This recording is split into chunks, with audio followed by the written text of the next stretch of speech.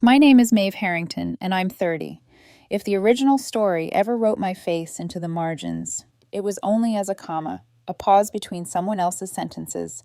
I used to accept that, used to believe a family could be polished like a rental fork, until a man in a tuxedo handed me a paper plate in wet grass and called it love.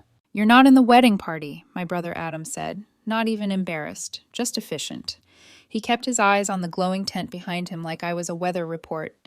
Next to him, Phil, one of his new best men for this new aesthetic life, laughed.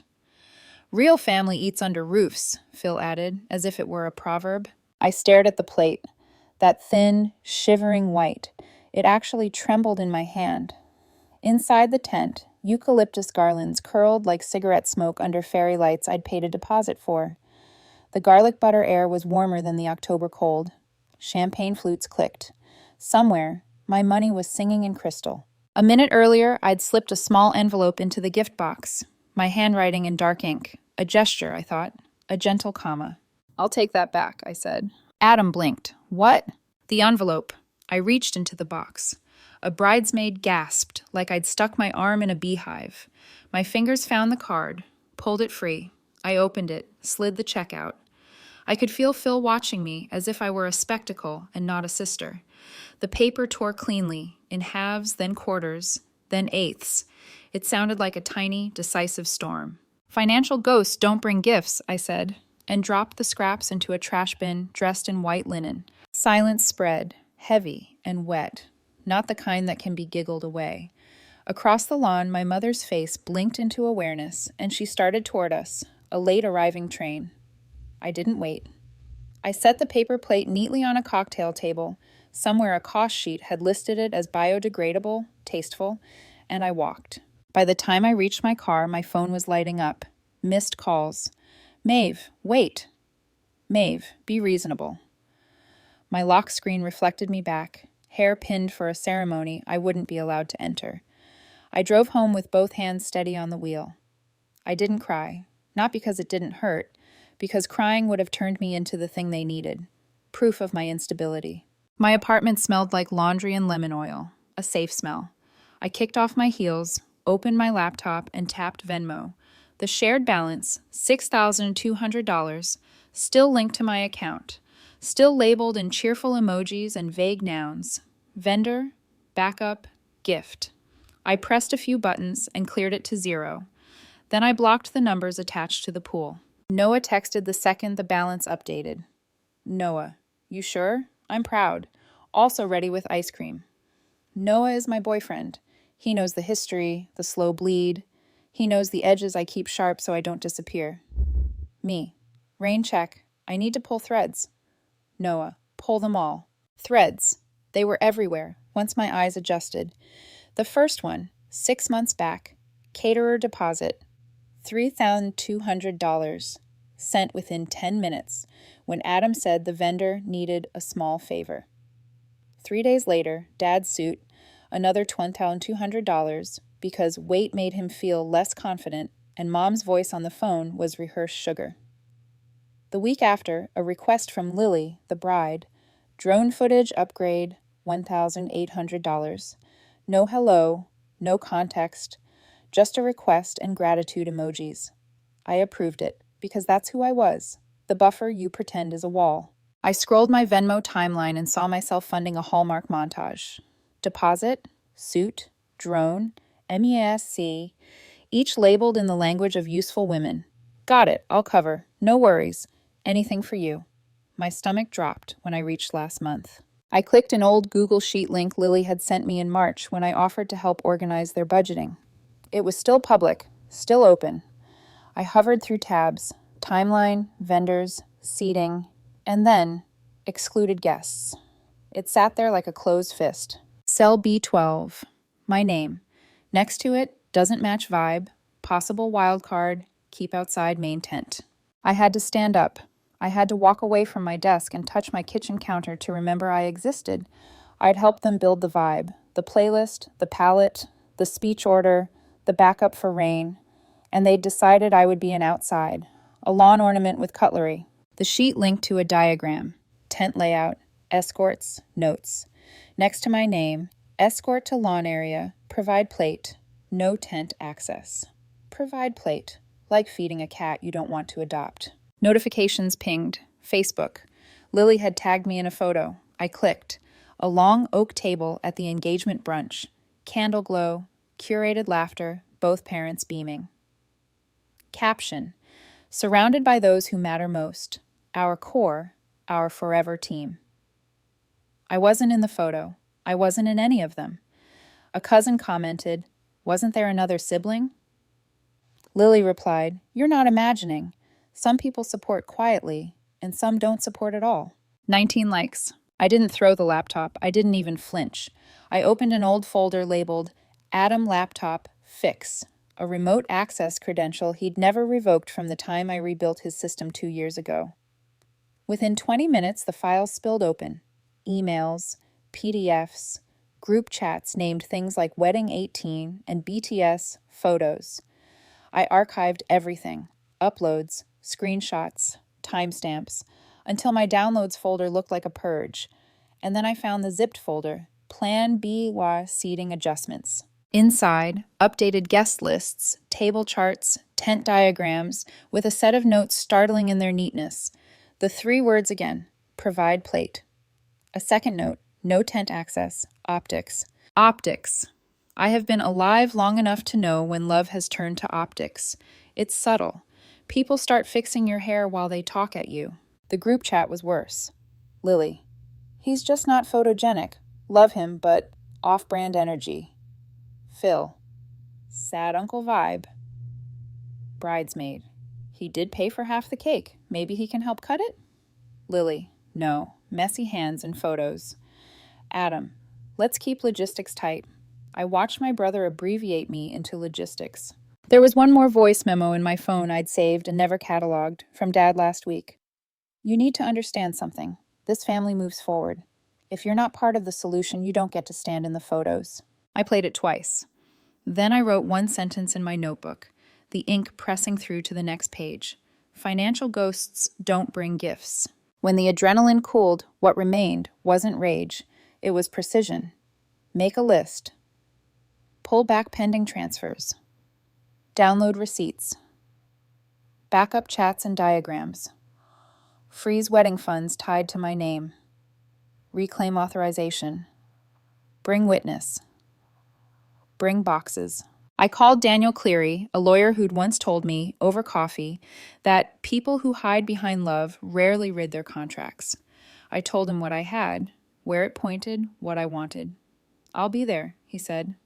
Maeve, keep it clean. I promised I would. Noah called. I let it go to voicemail and listened to his message on speaker while I laid everything out on the rug. Invoices, bank statements, screenshots printed and clipped with binder clips. Noah, voicemail. I'm at the corner store with 2 ridiculous pints of ice cream. You don't have to be brave alone. Text me what time and I'm there. I smiled without meaning to. Noah doesn't try to fix me into a narrative. He hands me a spoon and asks which bite hurts. I worked until the clock's blue digits read 12:41 a.m. 3 white boxes sat on my coffee table, wrapped in paper with silver ribbon I pulled from a drawer.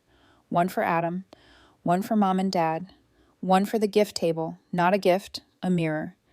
Inside each box, curated evidence, a letter addressed in my hand, and a copy of Daniel's notice. I packed everything into a canvas tote, slipped the voicemail file into a folder on my phone labeled Mask Off, set an alarm for 8:15. When I crawled into bed, I thought of the tent, taller than our old house, laced with greenery I'd funded, ready to project a movie I'd be edited out of. I closed my eyes on the image of the white cake, perfect tears, like a lie learned by heart. The morning was a clear, indifferent blue. I dressed in a black suit with pockets deep enough for truth. As I buttoned the jacket, I caught my reflection and said out loud, "This isn't sabotage, it's clarity." The words steadied me. On my way to the venue, the voicemails multiplied. 39. By the time I reached the freeway, 112 messages I didn't open. One number flashed I hadn't seen in years, the kind that carries its own ghost. I silenced the phone and kept driving. The venue rose out of the fields like a stage set, custom white tent gleaming, Florists pinning eucalyptus to an arch I'd paid for, a coordinator with a headset slicing through the air with her clipboard. I parked, took a breath that tasted like wet leaves and rented romance, lifted the tote, and walked toward the woman with the headset. "Hi," I said. "I'm the financial contact for about 60% of this event. We need to talk." She blinked, assessing. "I'm Kayla, the planner. Is there a problem?" "There's a correction," I said, and handed her a folder thick as a winter scarf. "Authorization revoked on all contracts tied to my name. Here are the notices, the receipts, and the signatures that matter." Her mouth opened.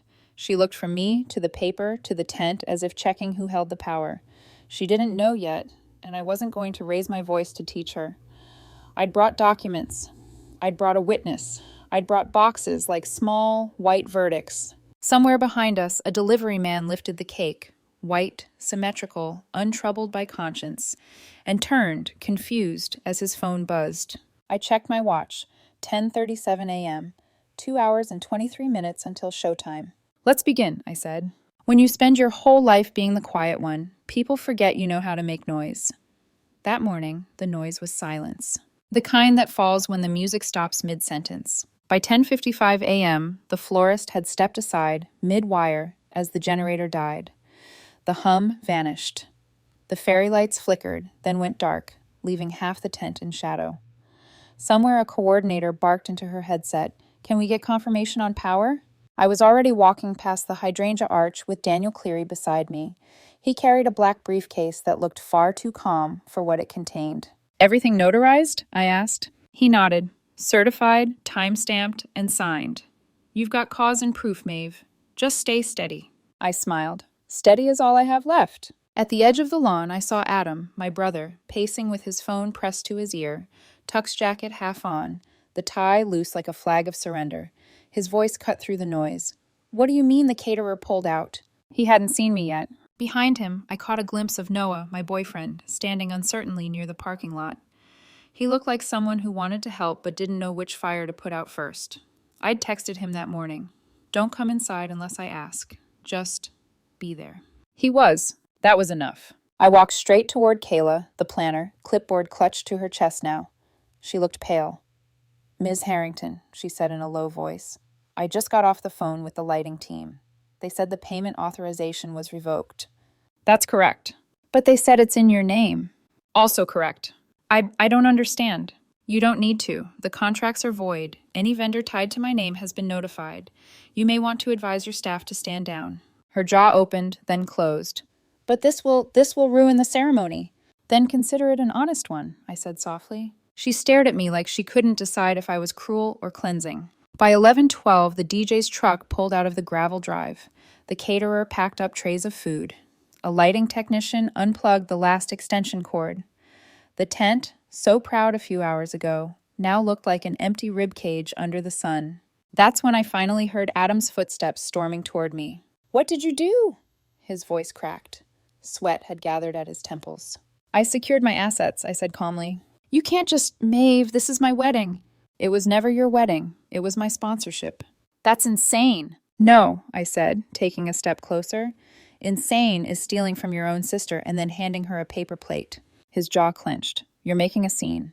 "I'm making a statement." He reached for the white boxes in my arms, but I shifted them out of reach. "Don't," I warned. "Open them at the altar." "Are you threatening me?" "No, I'm giving you closure." People were gathering now. The photographer, Lily's bridesmaids, Mom and Dad, even guests stepping out of their cars, confused by the half-dead venue. A few whispered, others filmed. Perfect. I wanted light this time, not shadows. Mom rushed forward first. "Maeve, sweetheart, please, let's not do this here. You're ruining your brother's day." I met her eyes. "You already ruined mine." Then I turned to Daniel. "Go ahead." He opened his briefcase and took out 3 sealed envelopes. His voice, calm and precise, carried over the murmurs. "As of this morning, all joint financial accounts involving Ms. Maeve Harrington and the following parties, Adam Harrington, Charles Harrington, and Meredith Harrington, have been legally severed. Power of attorney revoked. Access to shared assets, property, and credit terminated." Dad's face went white. "You didn't—" "Oh, I did," I said. Daniel continued, flipping to the second page. "Additionally, attached is a notice of civil action related to fraudulent use of identification in a business credit application filed by Charles Harrington on— "Stop," Dad shouted. "Not here." "Why not?" I said, pulling my phone from my pocket. "You started it here, at a wedding, funded with someone else's name." He lunged forward, but Noah stepped between us, firm. It was the first time I'd ever seen him look dangerous. "Back up, Mr. Harrington," he said. "Who the hell are you?" "The man who's tired of watching her pay for your pride." That's when I tapped play. The voicemail filled the air, my father's voice, unmistakable, even distorted by speakerphone. "You need to understand something. This family moves forward. If you're not part of the solution, you don't get to stand in the photos." The sound sliced through the crowd like a wire. People froze. Even the birds seemed to hush. I held the phone up. "I'm just following instructions." And then I turned to the tent, white, empty, trembling in the breeze, and placed the 3 boxes neatly on the head table, one by one. "Since I wasn't invited," I said, "I figured I'd still bring something meaningful." Mom's voice broke. "Maeve, please, what's in the boxes?" "Truth," I said simply. Daniel's assistant, whom I hadn't even noticed until then, walked up and handed Lily, the bride, a single printed page. She looked down and went pale. "What is this?" she whispered. "Your group chat," I said, "the one where you called me off-brand energy and a sad aunt. Don't worry, I blurred the emojis." Someone gasped. Another whispered, "Oh my God." "Maeve!" Adam barked. "Enough! You're embarrassing everyone." I tilted my head. Maybe embarrassment builds character. A strange, slow quiet settled again. This time, no one interrupted it. Dad tried to speak, but his voice faltered. "You don't know what you're doing." I looked him dead in the eye. "No, Dad. You didn't know who you were stealing from." And just like that, the whole illusion collapsed. Guests shifted uncomfortably, whispering behind their hands. Lily's father tried to guide her back inside, but there was nothing left to go back into. The tent was powerless, literally and metaphorically. Daniel closed his briefcase. "All notices delivered," he said quietly.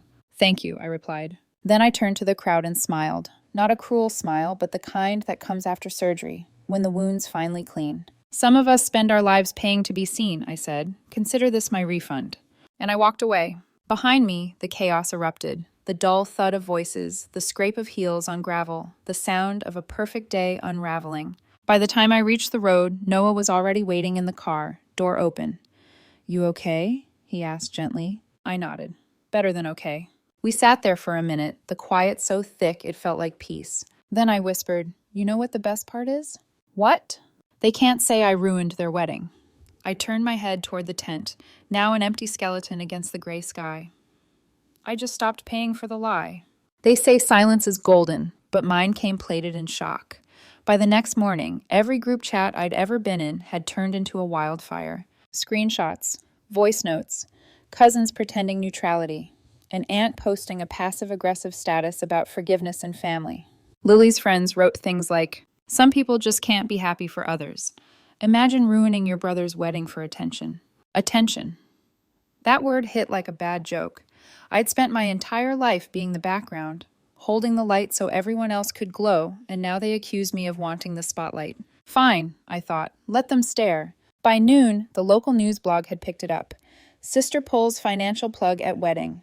Family drama erupts." I didn't say a word publicly, not yet. I wanted facts, not fire. Meanwhile, Noah stayed by my side like quiet gravity. He didn't ask me to explain. Just made coffee, ordered dinner, and handled the phone when unknown numbers kept calling. "Blocked again," he said, scrolling through the screen. "Your mom's on attempt number 9. "Persistent," I murmured. "She left a voicemail." "Delete it." He hesitated. "You sure?" I looked up from the stack of documents I'd been organizing. If she wanted to talk, she'd have done it before I paid for her husband's lies. He nodded and didn't argue. That's why I loved him. Noah knew when silence was an answer. 2 weeks later, Daniel called with the results.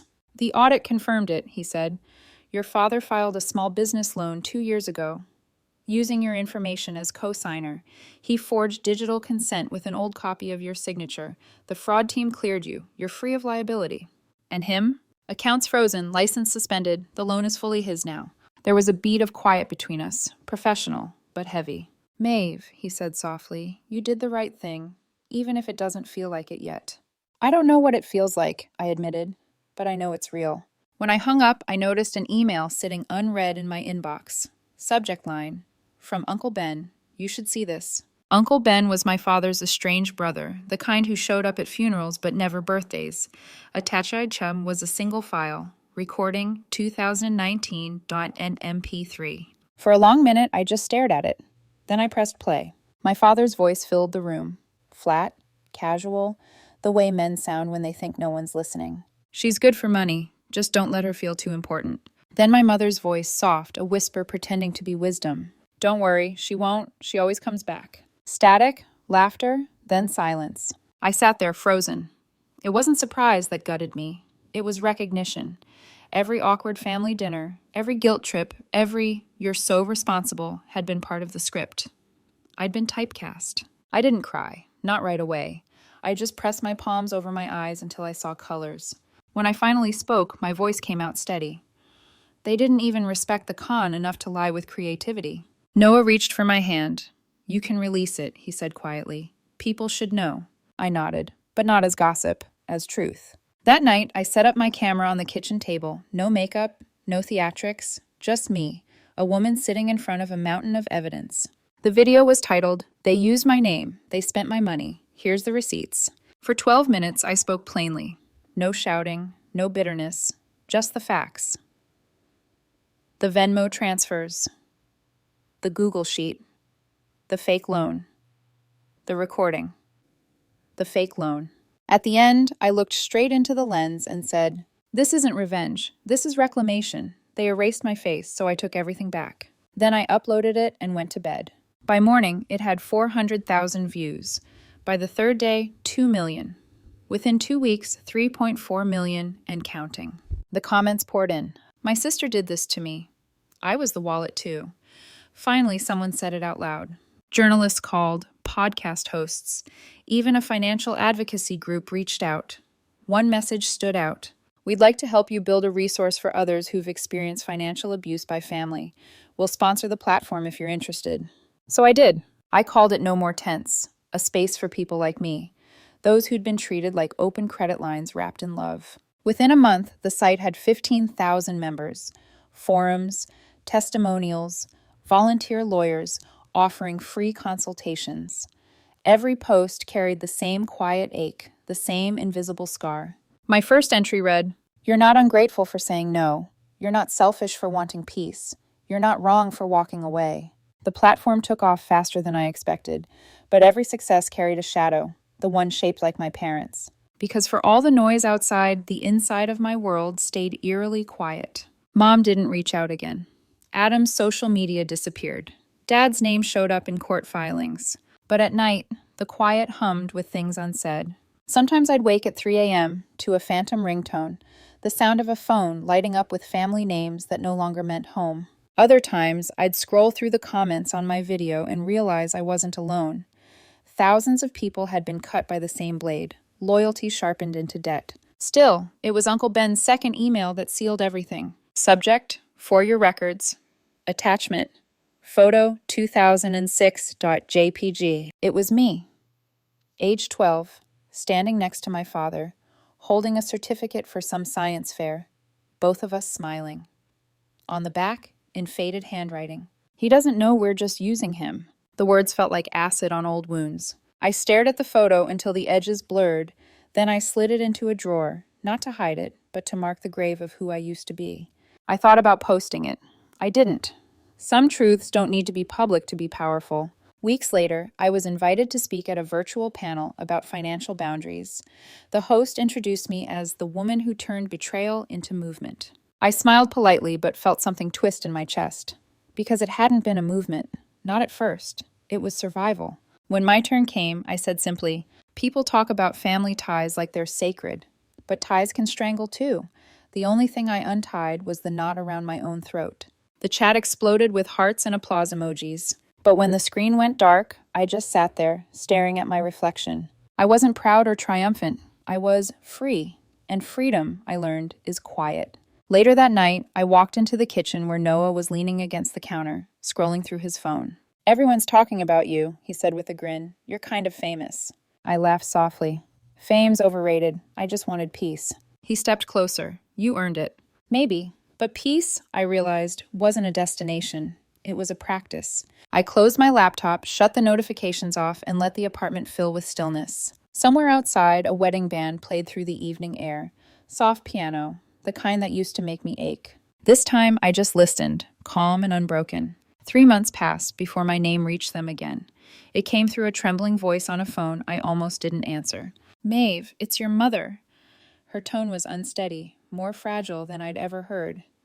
"Your father, he collapsed this morning. They're keeping him at Mercy General. He's asking for you." For one suspended heartbeat, my chest ached with something close to instinct. Then the old reflex faltered, like a muscle long unused. I looked out the window. The sun was sharp on the skyline. "Is he conscious?" I asked. "Yes," she said quickly. "He keeps saying your name. Please, honey, just come." There was a time I'd have grabbed my keys without thinking. This time, I just said, "I'll call you back." And I didn't. That night, I sat across from Noah in the quiet of our living room. He had that look again, the one that meant he was balancing empathy and honesty. "Maeve," he said softly, "you don't have to go, but you might regret it if you don't." I met his gaze. "You think closure comes from sitting beside the man who stole my name?" He hesitated. "No, but maybe you need to see the ending." I smiled sadly. "The ending's already written. He wrote it when he signed that loan application." Noah reached for my hand. "I just don't want you to carry it forever." I turned my palm over. "I'm not carrying it. I dropped it. They just keep trying to hand it back." The room fell quiet again. Only the sound of the city outside, cars moving through puddles, somewhere a siren. He finally nodded. "Then I'll back whatever you choose." That's the thing about real love. It doesn't bribe or threaten. It stands. The next morning, my phone exploded. Not with family calls, those I'd muted, but with notifications. A photo had surfaced online. Me, my parents, and Adam. Years ago, smiling in front of our old house. The caption read, "Reconciliation is possible. Blood always wins." The post came from Riley, Noah's ex-girlfriend, who just happened to work for a PR firm that handled local human interest stories. She'd tagged No More Tents. I stared at it, disbelief curdling into something colder. "She leaked this?" I asked Noah when he walked in. He looked stunned. "Riley, she must have thought..."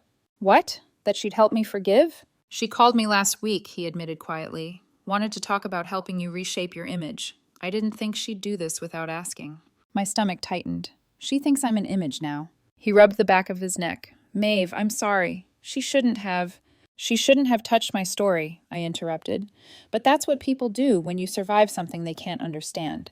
They try to rewrite it into a lesson that comforts them." I opened my laptop, logged into No More Tents, and posted, "Forgiveness isn't a photo op. Healing isn't PR. Blood is leverage, and leverage isn't love." Within minutes, it was shared thousands of times. Riley's firm issued a statement calling it a misunderstanding. I didn't respond. But that night, Noah sat next to me, shoulders heavy. "She wanted to impress me," he said.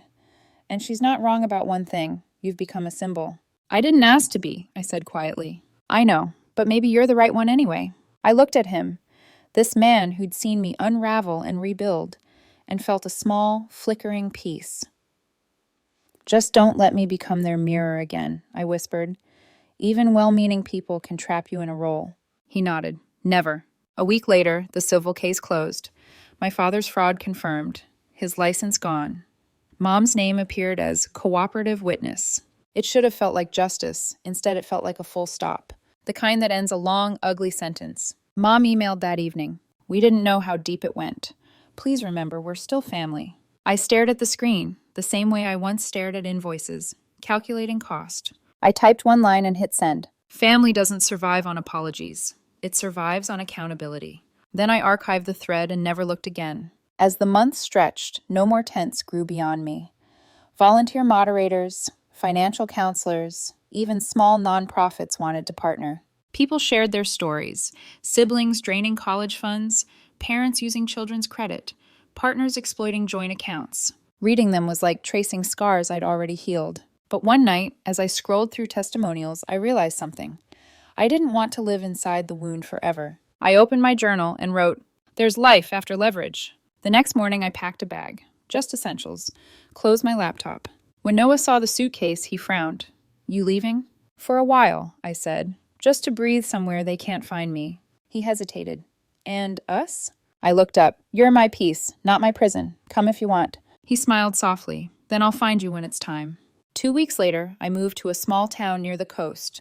No press, no platform talk, just ocean and silence. Every morning, I walked the shoreline with coffee and salt air.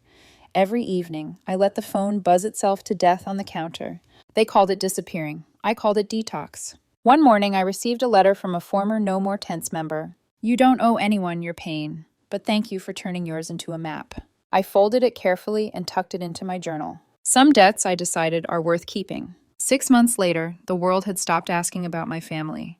The internet had moved on to fresher outrage, and that suited me fine. I lived in a little seaside apartment with peeling blue shutters and a balcony big enough for one chair and a mug of coffee. Every morning, I'd watch the fishermen cast their nets while the horizon slowly bled into gold. No notifications, no noise, just the kind of quiet that didn't demand anything from me. Sometimes I'd forget what day it was. That used to terrify me. Now it felt like freedom. I'd left no more tense in capable hands. Lawyers, counselors, advocates who didn't need me to be the face anymore. I still checked in under a private alias, answered questions quietly, guided people who felt invisible. But the platform no longer revolved around me, and that was the point. Because peace isn't about being untouchable, it's about not being required. One windy afternoon, I wandered into a small cafe by the docks. The smell of baked bread wrapped around me, like warmth I didn't have to earn. I ordered a latte, found a corner table, and opened my notebook. On the first page was an old line I'd written the night before the wedding. Financial ghosts don't bring gifts. I smiled. That version of me was still there, scarred, but wiser. The waitress came by with a refill. You live around here? She asked. Sort of, I said, still figuring out where I belong. She grinned. You'll know when you stop explaining it. Simple words, but they landed deep. That night, the wind rattled the shutters, and for the first time in months, I dreamed of my family. Not the wedding, not the tent, but the house I grew up in. The sound of my mother's laughter from another room. My father calling for me to fix the Wi-Fi again. My brother teasing me over burnt toast. When I woke, I wasn't angry, just grateful the memories didn't hurt anymore. I walked out to the beach barefoot. The tide was low, the air cold enough to sting. I thought about how my whole life used to revolve around earning love, buying it, financing it, maintaining it like a fragile subscription. Now, standing alone with the sea in front of me, I realized something. I didn't need their version of love anymore. Love that costs peace isn't love, it's debt. That afternoon, Noah found me. I heard his voice before I saw him. Steady, familiar. You pick the coldest beaches, you know that? I turned, startled, but smiling. He was standing there in a gray coat, wind in his hair, eyes tired but kind. You found me, I said. I promised I would, he replied. You didn't make it easy. That was the idea. He chuckled and sat beside me on the railing, watching the waves. For a while, neither of us spoke, just listened. Then he said, I watched one of your interviews last week. You said something that stuck with me. Oh? You said blood is leverage and silence is loyalty. He paused. You still believe that? I looked out at the water, the sky folding into dusk. Yeah, I said slowly, but I also learned something new. What's that? That piece is permission, and I finally gave it to myself. He smiled faintly. So what happens now? I live, quietly, honestly. Maybe I'll write, maybe I'll teach. But whatever I do, it'll be for me, not for anyone's optics. He reached into his coat pocket and handed me a small envelope. Inside was a photo, us, at a street fair months before everything broke. Laughing, messy, uncurated. I thought you'd want a picture that wasn't staged, he said. I traced the edges and whispered, thank you. When he left that evening, the sky turned the same color as the sea, gray slipping into silver. I sat by the window, phone buzzing against the table. 54 missed calls. Old numbers. Unknown numbers. I didn't open a single one. I just flipped the phone face down, took a slow sip of coffee, and watched the last light fade over the water. They used to own my reactions. Now they don't even get my silence. Because silence, when chosen, isn't empty. It's full. Full of self-respect. Full of boundaries. Full of beginnings. And that's how I finally learned the truth. My family never did. Peace isn't what happens when they stop talking. It's what happens when I stop answering.